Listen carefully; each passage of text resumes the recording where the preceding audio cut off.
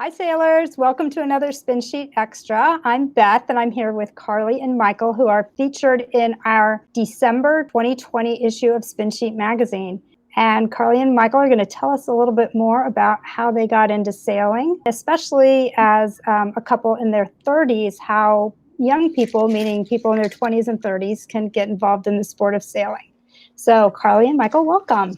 Hi, great to be here. So let's start out just a little bit. Carly, you've told me how you all got started sailing, and it had to do with that milestone birthday. So why don't you share with our viewers that story? Yeah, absolutely. So I didn't grow up around a sailing community. I grew up in Houston, Texas, and there is a small sailing community in Clear Lake, but I was never exposed to it. So we moved to the DC area. We moved to Bethesda in 2012, and I'd always thought that the Chesapeake was a really beautiful area. It's very interesting, and the history is something that really piqued my interest. And along with that, as everyone knows, the sailing community and the sailing culture is, very a big tradition in this area. So that I thought was always really interesting, but it never really seemed like something affordable or something we could really do in this chapter of our lives.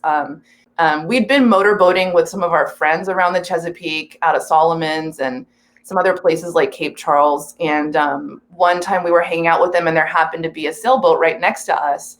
Seeing that kind of piqued my interest again, made me think, oh, these people, they were kind of our age, they were kind of cool and crunchy. And I thought, oh, I really want to try that. So again, for my 30th birthday, I thought, well, let's do something that's fun for both of us, that is kind of adventurous, something a little different. And we checked out this school called Sail Solomon's. We had originally signed up for, what class was it?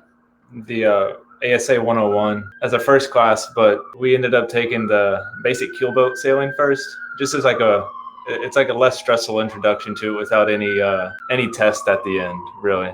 It's a preparation for the 101. So of course after we finished that, we went with the 101, I think the next weekend or something. It was really quick. Yeah, it was like weekend after weekend. Yeah. Once we took that first lesson, I was like, oh my gosh, I cannot wait to get back. And Carly, you've kind of been driving this, right? Like Michael loves to sail, but you're the one who's super passionate. Yeah, I'm the one that started it. I'm someone who doesn't do much research and jumps right into things.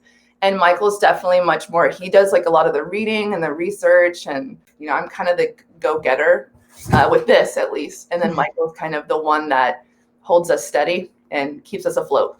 Do you have any specific, podcasts or websites or books that you particularly liked that helped you along the way? The first book I bought was the Annapolis Guide to Seamanship, I think is what it's titled. Uh-huh. It's been an awesome resource. It's very detailed, but it's been really nice to have around, just to kind of like go over some of the basic things that we learned in class, but then kind of like take that further. The internet, is obviously like an amazing resource for this as well. There's a subscription-based, it's like an online magazine that we've been using called Attainable Adventures that we really like. Mm-hmm. And that focuses more on like a cruising type of approach to sailing. And of course, like the ASA books are amazing. And I like the YouTube videos. Yeah. That, to me, I like to watch it. There's this couple, they have a YouTube channel. It's called Hold Fast.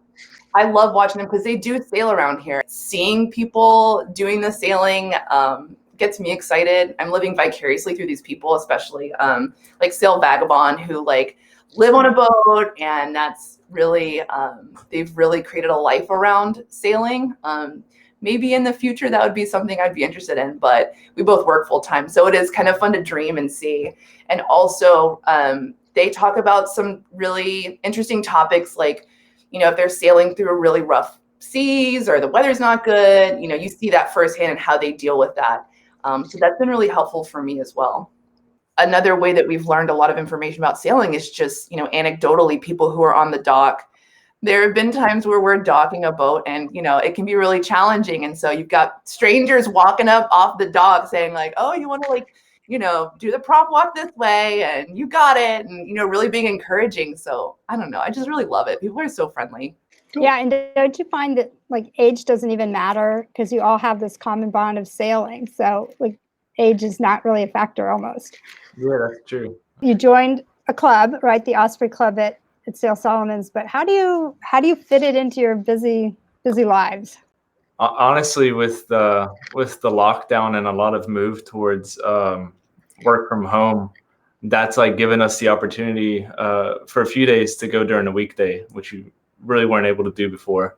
But still, we kind of focus on going on the weekends. Yeah, but we make time. I mean, we love it so much. We figure out ways to make it work. And I think that's one thing that can be daunting to some people, but if you really like something, like, and it's not just the sailing, it's, the drive. Once we get to Solomon's, it's kind of like, it's like, it's kind of an escape in a way. And Solomon's itself, the area, we really like returning to because the restaurant scene's really great.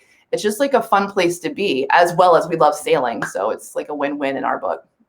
Cool. Well, this has been great. Do you guys have any other thoughts or things we haven't covered in terms of, your experience or advice you might give to other people in your age group?